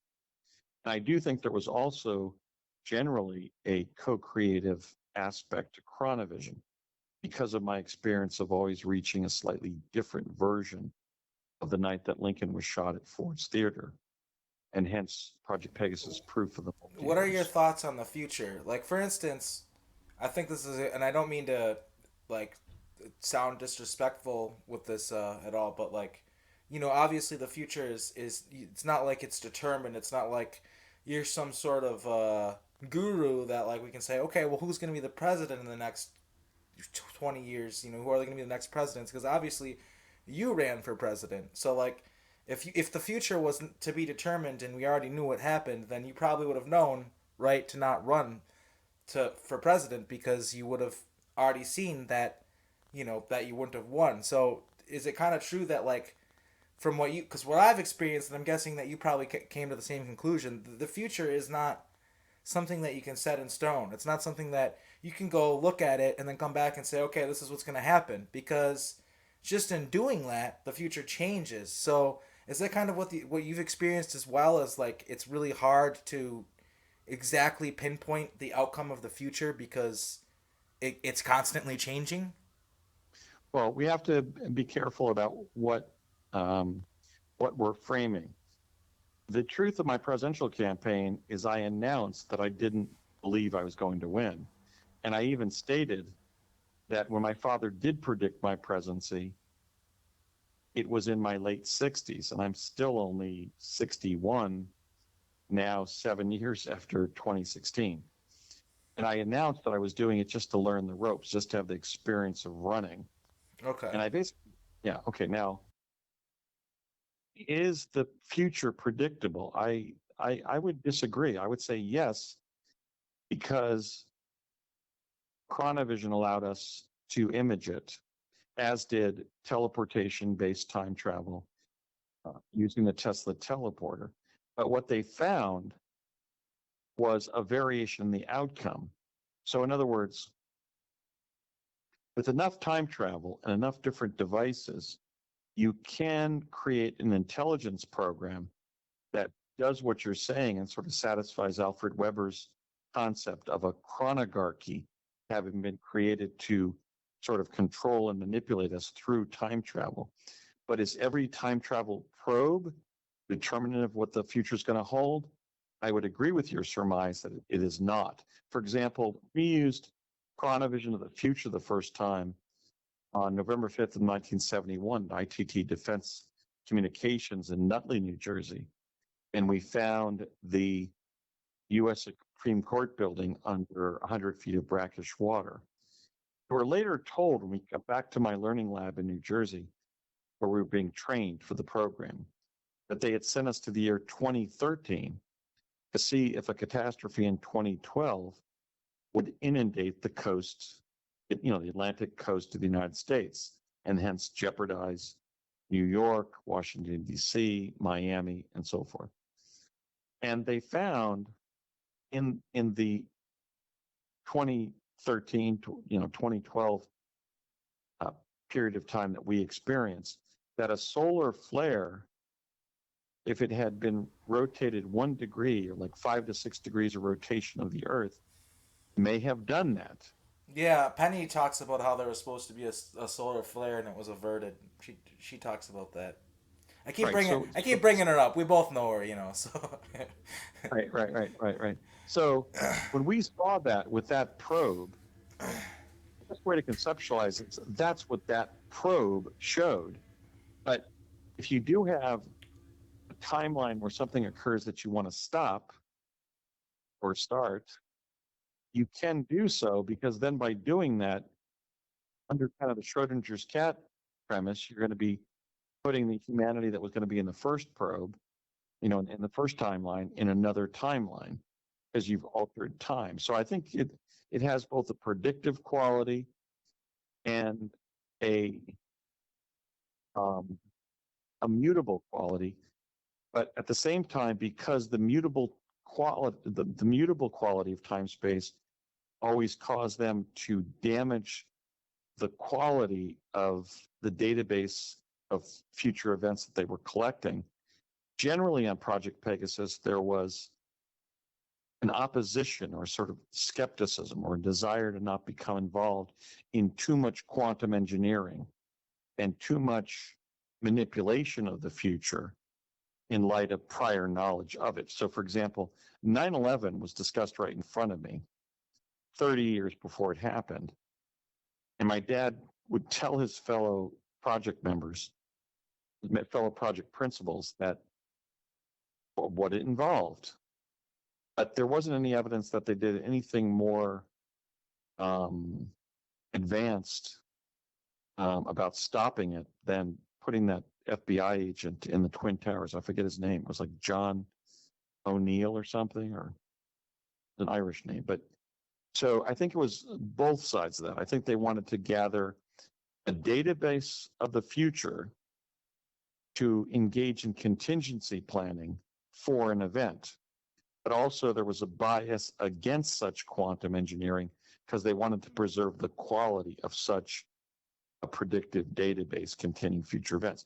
My suspicion on 9/11, for example, is they may have done nothing more advanced than told Bruce Springsteen to prepare for 9/11 by writing his song, My City in Ruins. And that kind of psychological preparation for a disastrous event. that's really interesting because there's a lot of connections to music, the music industry, and Montauk and the time travel operations that are going on. I know that might sound a little, tinfoil hatty or whatever, but it's 100% true. And there's a very good chance that he was given that song and he didn't even write it, because there's tons of songs that were written at Montauk that we weren't given credit for. Initially in the 50s and 60s, they had these fake like pop bands that they would put together like I'm trying to think of a name. The Buffalo Springfield, the Doors. Well, yeah, those are more well known bands, I guess, and they all have weird, strange military connections. It's actually something that I want to do a whole show on soon. I'm gathering up as much information as I can on it, but the military connections to the music industry are huge, and there are songs that we wrote at Montauk, that time soldiers and stuff that wrote at Montauk, that were taken and used for the programs. Like for instance, Etta James at Last. That's one of the songs that's from the programs, and well, lo and behold, who wrote it? The head of the Air Force band, and I can't remember the exact year. I think it was somewhere in the 50s. But there's all these connections with the music industry, and then it's almost like maybe they call it predictive programming. There's I don't know if you've ever heard of that, but it's almost like, I think there's almost like a group behind the scenes that wanted that event to occur. Well, I'm not talking about the yeah, people that you were working for, but no. there, there's obviously there's groups that wanted it to occur and wanted it to happen because it did. Yeah, this is really an important area of the truth, and I share some personal info. First of all, the classic book that's been written about this, revealing quite convincingly that most of the singers and bands of the folk rock era of the 1960s, like the Doors, Buffalo Springfield, and so forth, were explained in the book Weird Scenes Inside the Canyon by the late colleague of mine from UCLA, Dave McGowan. I spoke to Dave as recently as like the year 2002, and he was working as a general contractor in Los Angeles just to continue to advance his writing career from the early 1980s when I met him. So Weird Scenes Inside the Canyon is the definitive work on that subject. Now, I can't confirm really, top groups like that, because my dad wasn't part of that disinformation connection between the music industry and the U.S. intelligence community and military. But Warren Edward Vincent, who lived directly across the street from us in Chatsworth, California, was part of that realm.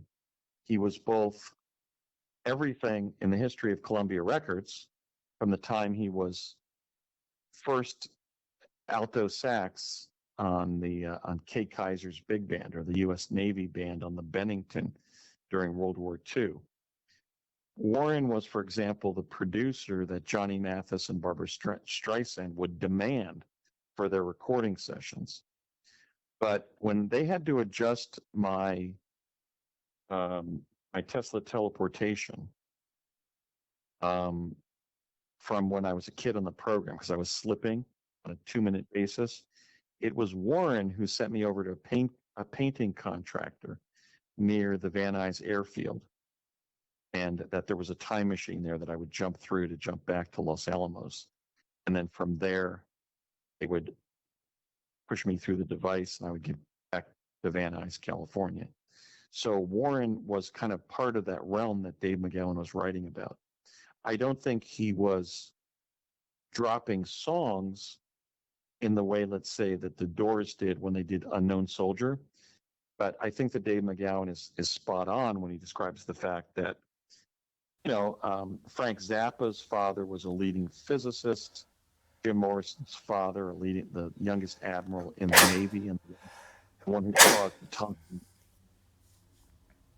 bless you, No, uh, sorry. the uh, the Tonkin Gulf incident. And Stephen Stills was the son of the Latin American station chief for the CIA. So if you read McGowan's book, Weird Scenes Inside the Canyon, you'll find it fairly convincing that the whole Laurel Canyon scene of that era was where these sons and daughters of top military and intel people were hanging out because they had been essentially tasked with the responsibility to infiltrate the music industry to spread messages for the government. But I personally had a time travel experience that establishes that because, when Warren retired in the early 1980s, he sold 4,000 songs to ASCAP. In other words, he was a somebody. I mean, he'd been first Saxon. Hey, How many Kaiser's. songs? 4,000? He sold 4,000 What's songs his to name? ASCAP. Warren E. for Edward Vincent. His original name, he was from New Orleans. His original name was Warren Ballantyne. Sounds like a thief But to me. There's no way he wrote all those songs. no, he was a gifted musician. He even wrote a Christmas album for Hallmark that has a new Christmas classic on it called Christmas All Over the World. So Warren was a real talent. I went over to his house and he shared that Hallmark song for me when he was writing it. He was a gifted musician and composer. Okay, I'm sorry And for talking ill about your friend. oh yeah, he was a great man too. So he told me a lot about sticking with one thing because he had tried to be a painter in the 50s and that kind of impeded his musical career. But he was a somebody in the recording industry, and yet he was connected to Project Pegasus. He told me where to go in the 80s. I guess it Yeah, was about yeah. summer. He might. Yeah, I'm not saying he's not a talented songwriter, but I'm sorry, that's really suspicious. 4,000 songs that he sold to ASCAP, and he's a time traveler. I don't know. That sounds like somebody that No. was. That sounds suspicious to me. Well, it may sound suspicious to you, but Warren Vincent is a real name. Why don't you call Johnny Mathis's office or Barbara Streisand and say, did they ever work with Warren E. Vincent of Columbia Records? I'm sure they'll confirm that fact. And No, Warren was constantly writing. He was whistling his songs when he was working on his car in his front yard. He was my neighbor for 20 years or 30 years, um, from the is 1974. he still alive? No, he died in 2010. Oh, that's unfortunate. He was like an uncle to me, and he was a named personality at Columbia Records. You can find plenty of albums from the 70s and 80s where the sound engineer or the arranger composer is Warren E. Vincent. So, but I'm just saying that Warren wasn't, I don't think, writing songs to conceal things the way the people that in Abe McGowan's Weird Scenes Inside the Canyon were, like, Stephen Stills as the son of the Latin American section chief for CIA, or Jim Morrison as the son of the not only an admiral but the youngest admiral in the U.S. fleet who would stage the Tonkin Gulf Revolution, the Tonkin Gulf incident that got us involved in the Vietnam War. So that's, I think, your starting point for that phenomenon. But it's a major part of American culture that's been concealed, and I think we can thank Dave McGowan for pretty much blowing the secrecy on that program. Yeah, I my partner, my girlfriend, she introduced me to a podcast recently, where they were talking about Dave McGowan and the weird scenes inside the canyon and all that stuff. And so it's interesting that you bring it up.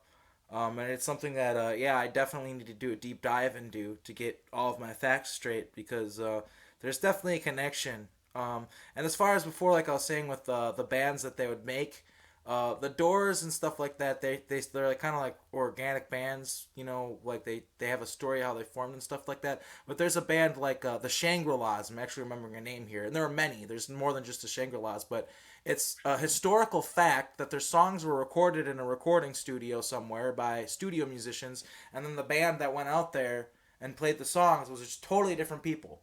And a lot of those bands, that's some of the first Montauk recordings, is stuff that was recorded for those really weird bubblegum pop bands in the 50s and stuff like that.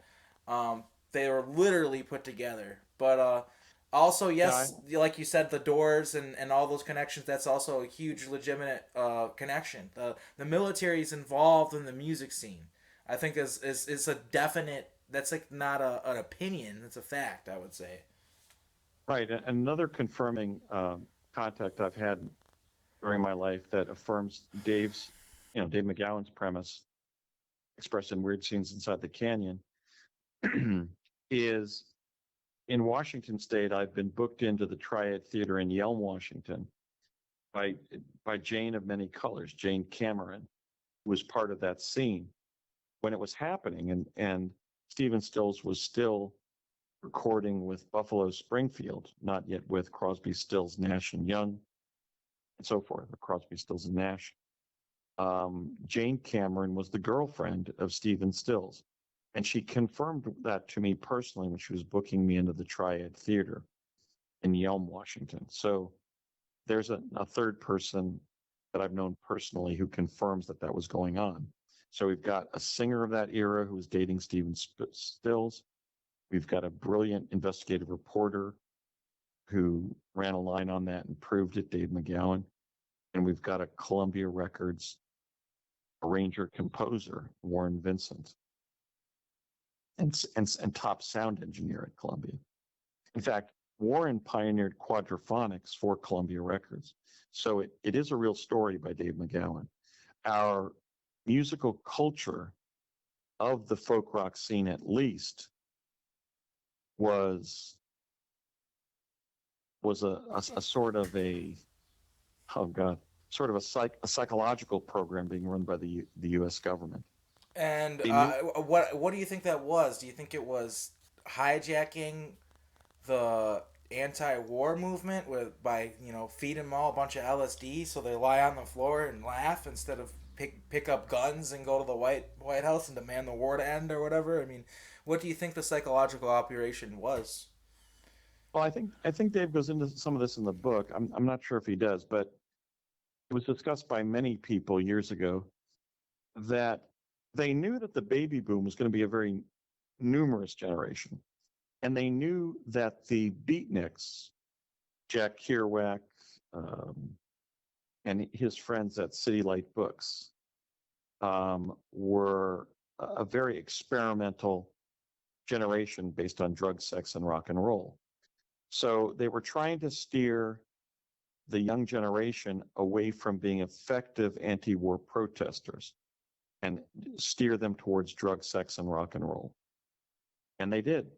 I mean, I remember talking to Dan Hirsch at UCLA, and as a Harvard student, he would try to get several classmates to go on an anti-war march with him, and he couldn't get a single person to volunteer.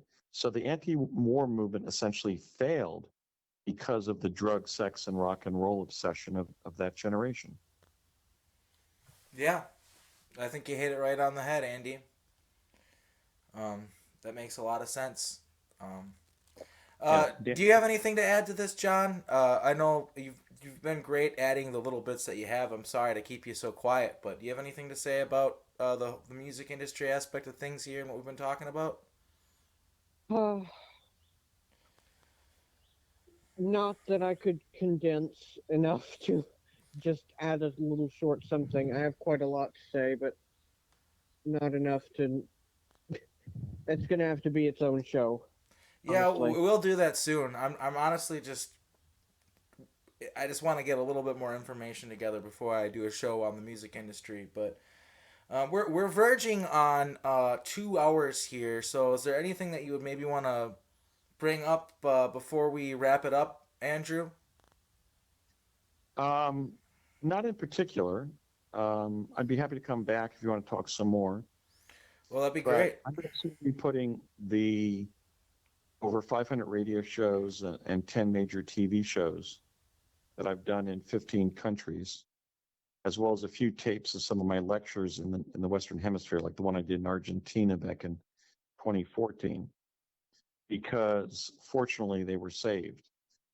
So the shadow banding that's been afflicting the internet, like YouTube, probably will not affect me. But I think everybody knows I've been telling the truth. Truth is stranger than fiction. And the US government has been or was about 500 years, or not 500 years, more like 200 years in advance of what the public was told back when I was a child on DARPA's Project Pegasus. Now, that was 50 years ago. I am 61 this year. So I'll be 62 in September. Actually, 63 because I picked up an extra year of life. But Yep, and how that goes. yeah, but in terms of chronological time, I'll be 62 in September. And Jack Pruitt and my father and other good guys, white hats on the project, were always reminding us I've got a lot of of the questions about him, by the way, that we'll have to address that for the next interview. I have a lot of questions about him because we interacted with him during Montauk, and he wasn't the nicest guy to us. So well, that's interesting. I'm just kind of curious about that. Yeah, I believe that he had an alter, that he might have not been fully himself. I also was under the suspicion for a long time that he was Jack Pruitt was an alter name for an individual named John B. Alexander. I don't know if you're familiar who that is now, but I am. judging by talking to you, doesn't sound like they're the same person. And I did No, look. they were not. No, they were not. Because I met I looked up John Alex. Jack Pruitt, and I was able to find a guy, and he did sort of look like they looked alike. Jack Pruitt and John B. Alexander. They kind of looked like they could be, related or something. So maybe that's why. It's because John B. Alexander looks a lot. They look kind of like, but I'm not sure. That's something that I mean, it'll take a while to go into and talk about, but we will have to bring that up during the next interview. And one thing I do want to bring up before we go is, what do you think the legal implications of all this are? Like, if this were to go to court, if we were able to have some sort of situation to where this came to light, and we brought this to court, what do you think it would look like? Do you think it's possible? I'm just kind of curious on your opinion on that, especially considering you're a lawyer. Yes, admitted in Washington in the U.S. District Court for the Western District of Washington. Um, I can tell you what's happened to me. I mean, I've gone to some of the best personal injury practitioners on the West Coast, like J.J. Sandlin in Washington, Greg Kafori in Oregon, and Dennis Palmieri in California. Essentially, what the judicial branch is doing on such claims is either ruling frivolous claim under 12b1 or failure to state a claim under 12b6. Those are provisions of the Federal Rules of Civil Procedure that should govern such actions. So what those who've had such experiences have to realize is we are in what the intel community and military calls ghosts. We were intentionally not paid, and we're subject to different forms of mind control and forgetting and then remembering and all this for a reason. That was to keep these secret projects secret. So America's not working in the way it was supposed to because of that.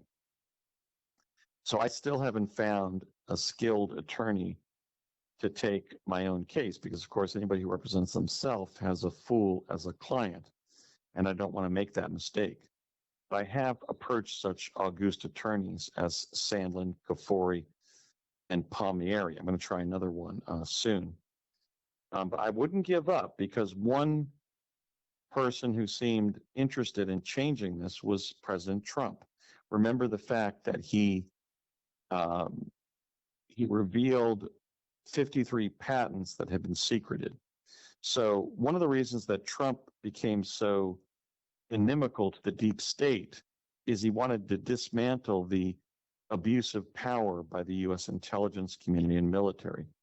If that wasn't the case, he wouldn't have revealed that the U.S. government has had an assassination program since Washington's times.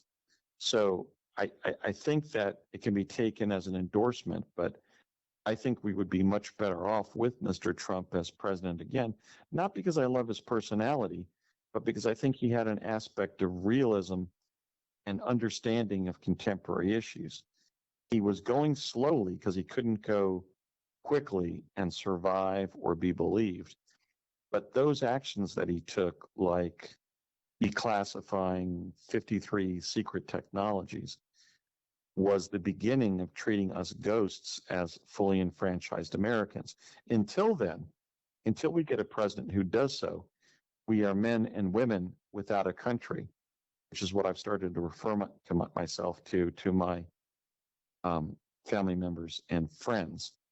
What was done to me was really unjust, and I've tried to symbolize the experiences of fellows like yourself with me. I mean, I was the American child who went back and advised General George Washington to retreat his troops from New York Harbor. That allowed the American Revolution to succeed. Was I fully responsible for that? No, I was sent there by DARPA. But did I have that impact? Yes. Did I risk my life doing that? Yes. Was I supposed to have been paid for all of my time travels, all of my Mars visitation? Yes. Was I? No. So in my maturity now, I'm in my 60s, I've had to come to the terms with the fact that I am a ghost. And that's what they call us inside the intel community. You know, I've had friends working at CIA who have been on the inside pissing out and on the outside pissing in. Just depends on what project or, operation they've been allowed to be part of. And this is the way the U.S. intelligence community and military works.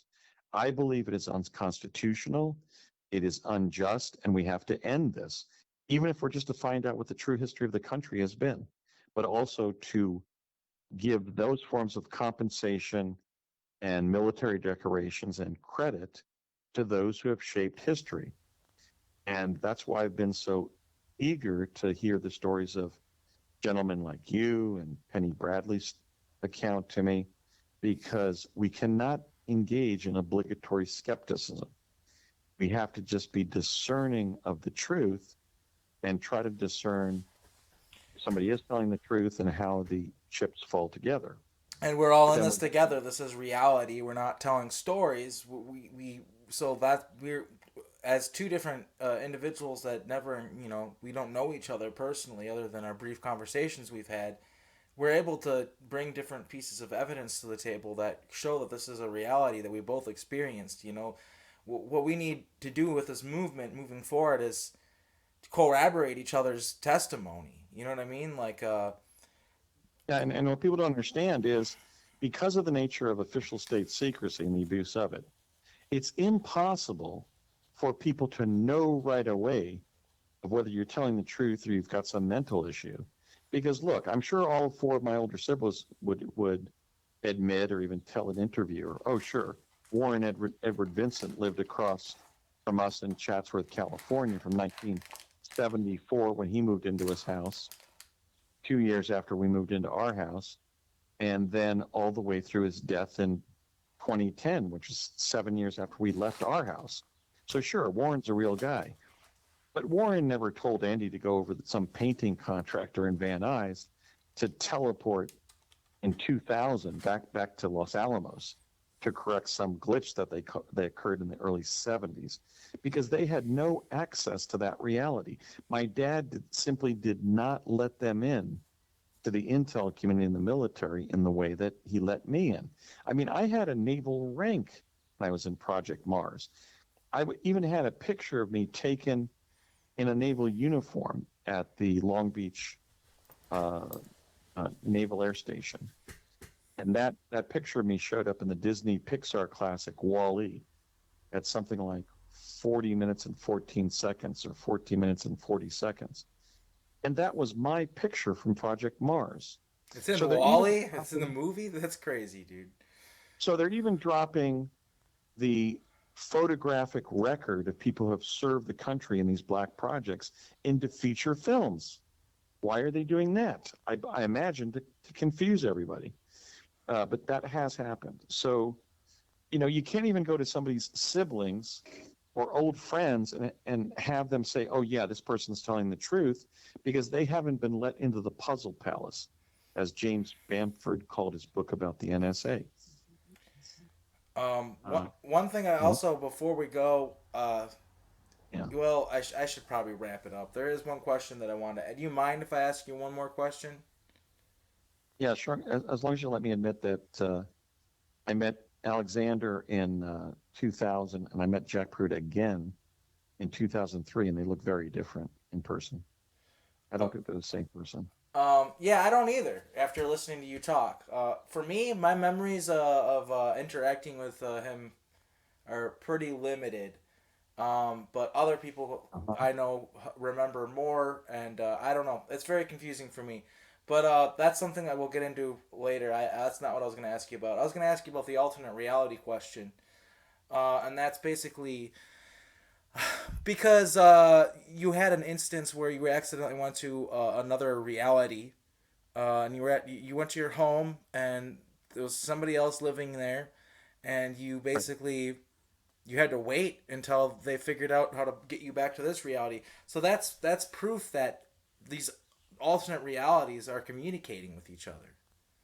Yes, I teleported back to Curtis Wright, tarmac there at Curtis Wright, from New Mexico, and I was driven home. Well, I was driven to my school by a van, and I just walked home because I was right through the woods to Mount View on the street that we lived on. And I knocked on my front door as I mean, first of all, the front door was locked, and it was usually never locked. I thought, oh, that's weird. My mom must have locked the door. So I knocked on the door, and another lady answered, and I said, "Where's my mom? Why isn't she in our house?" And it just went into more and more weirdness where I literally gave them my name and my date of birth and where I went to school, how old I was, and the fact that this was my house that they were living in. So apparently there had been a glitch in terms of timelines or alternate realities when I teleported back from New Mexico to New Jersey. I lived in that house, my same house, but with a different family living there for about a week. And the mother, who was most kind to me and convincing her husband of everything, contacted the U.S. government, and the U.S. government fed the information to my dad. And somebody showed up who got me home. He took me back to Curtis Wright, and they changed the timeline that I was sent to. Now, for the government to contact my father, and for my dad to be able to find out what timeline I had accidentally sported to by some glitch that Project Pegasus had caused, doesn't imply, it proves that by 1971, which I think is the year that this happened, the US government was communicating with other timelines. So if you have ever wondered, for example, whether the US government killed John Lennon, when we found out from John Wiener that there was a whole bathroom full of surveillance evidence of John Lennon at the FBI, maybe this lends some credence to that possibility, because maybe on another timeline, John hosted some love-in against war, and the government wanted him dead because they didn't want a peacenik like this possessing so much charisma and so much fame and wealth and access to the American media. I'm not saying that John Lennon was killed by the US government, but I'm just saying But that, he look, was. No, I'm sorry, if, he totally was. But yeah, yeah, if they can move between timelines, they can say, well, over in this timeline, John Lennon's doing this. Over here, he's not doing that yet. So let's take him out. Maybe that's why they took out my vision. He's talking about this, but his books aren't published. So let's take out Andy's vision. Well, fortunately, I had a friend who's written these books down, so they will be published. that's great. That's good news. Well, thank you for coming on the show. It's been absolutely phenomenal. You're an excellent guest. Thank you for being so descriptive and everything else. So thank you, John, for coming on and sort of co-hosting with me. I feel like you're kind of there support. I know that you didn't get to talk that much, and I'm sorry for that. But It's okay. yeah, thanks for supplementing what you did. And with that, I'm gonna stop the show, and yeah, maybe we'll have Andrew on in the future. But for now, keep an eye out for we'll be doing something on the music industry in the near future, and more stuff coming down the pipeline as well. This is Fractal Weapons. Thanks for listening.